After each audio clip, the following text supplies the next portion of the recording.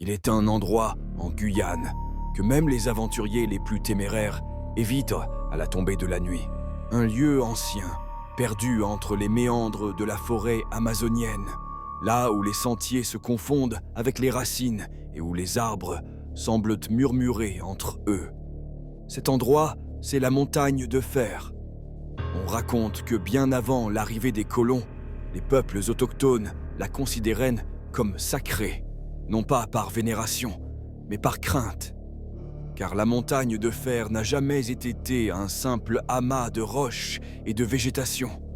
Elle était un seuil, une porte entre ce monde et un autre, plus ancien, plus sombre. En 1987, un géologue du nom de Pierre Lemaître, fraîchement débarqué de Cayenne, décide de cartographier cette montagne oubliée. Les anciens du village de Maripasoula lui conseillent de ne pas y aller, de ne pas déranger les esprits de La Roche. Et Pierre, rationnel, refuse de croire aux légendes. Ce ne sont que des histoires pour faire peur aux enfants, riait-il, sa machette à la main. Il s'enfonce dans la forêt, seul, son matériel accroché à son dos. Plus il progresse, plus le silence s'installe. Pas d'oiseaux, pas d'insectes, juste le craquement des branches sous ses pas. La lumière du jour semble s'éteindre au fur et à mesure qu'il grimpe. Au bout de quelques heures, il atteint un plateau couvert de brume, une sorte de clairière où la roche noire émerge du sol, hérissée de pointes irrégulières. Au centre, une ouverture béante, un tunnel creusé dans la pierre, suintant d'humidité. Sur les parois, des symboles gravés, anciens, rongés par le temps. Pierre allume sa lampe. L'air est glacé. L'odeur, rance, métallique. Chaque pas résonne comme un écho lointain, se perdant dans les entrailles de la montagne. Il avance, encore et encore, ses mains glissant sur les parois froides. C'est alors qu'il l'entend. Un murmure, d'abord indistinct, à peine un souffle, puis de plus en plus clair. Des voix, multiples, mélangées. Certaines pleurent, d'autres chantonnent et d'autres encore chuchotent son nom. « Pierre, tu es revenu. » Il s'arrête net. Le faisceau de sa lampe tremble sur les parois. Les symboles semblent bouger, s'enrouler, se déformer.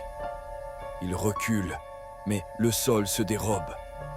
Il chute, glisse le long d'une pente raide, ses cris étouffés par l'épaisseur de la roche. Quand il reprend ses esprits, il est dans une vaste cavité. Autour de lui, des statues de pierre, grossières, figées dans des poses de souffrance. Leurs bouches sont ouvertes, étirées dans un cri muet. Leurs yeux, creusés dans la roche, semblent y suivre ses mouvements. Pierre titube, cherche son chemin.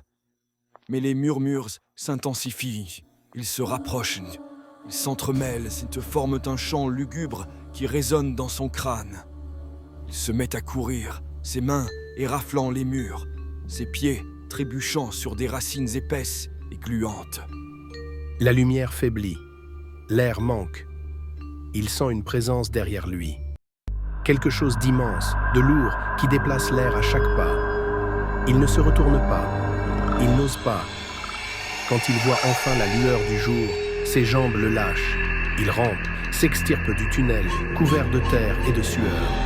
Le soleil lui brûle les yeux, mais il ne s'arrête pas. Il descend la montagne en trébuchant, ignorant les branches qui lacèrent sa peau. Il arrive à Maripasoula au crépuscule, les vêtements en lambeaux, le regard vide. On le retrouve seul, au bord du fleuve, les pieds dans l'eau, les yeux rivés sur la montagne de fer. Il répète sans cesse le même mot, « Porte, porte, elle est ouverte ». Pierre n'a plus jamais parlé. Certains disent qu'il erre encore près de la montagne, le regard perdu, chuchotant à ceux qui veulent bien l'écouter. Les anciens, eux, ont scellé l'entrée du tunnel avec des pierres et des symboles.